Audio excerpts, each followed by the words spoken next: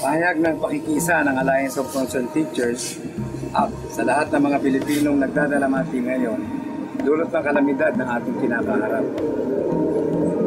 Mayoriya sa ating mga Pilipino nabubuhay sa bawat araw na pilit na pinagkakasya ang kakarampot nating sahod o kita. Kadalasan pa nga, hindi natin nabibili ang mga bagay na dapat para sa ating mga pamilya. Pilit na lamang tayong namamaruktot upang pagkasyahin ang kung anumang meron tayo. Kung kaya, ang pagkakaroon ng isang sakuna kagaya ng Bagyong Yolanda ay tunay na dilubyo ang hatid sa atin.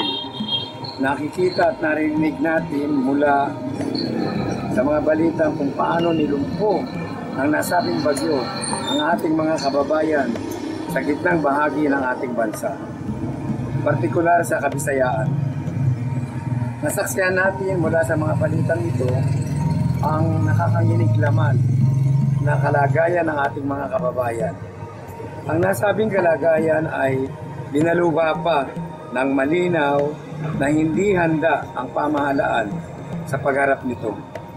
Dagdag pa, ang mabagal na pagtugon ng ating mga namumuno sa pangailangan ng ating mga kababayan. Hanggang sa kasalukuyan, mahigit kalahati pa sa mga biktima ay wala pang natatanggap na kahit anong pansamantalang tulong mula sa gobyerno tulad ng pagkain at inumin. Nangangamba tayo na baka kagutuman ang maging dahilan at madagdagan ang libu-libong casualty ng nasabing bagyo.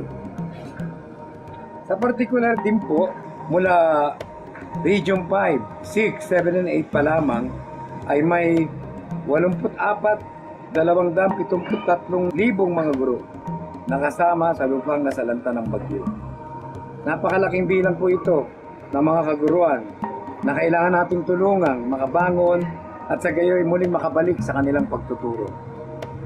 Dala ng mga nasabing sirkumstansya, tayo ngayon, ang Alliance of Concerned Teachers, sa ilalim ng Bayanihan, Alay sa Sambayanan o BALSA, ay inilulunsad ang ating kampanya para sa mga donasyon, para sa ating mga kababayang hinampas ng bangis ng Bagyong Yolanda. Bagaman tayo ay kumakalap ng tulong, atin pa rin patuloy na sinisingil at ginikising ang pamahalaan na bilisan nito ang galaw sa pagtugon ng mga pangangailangan ng biktima.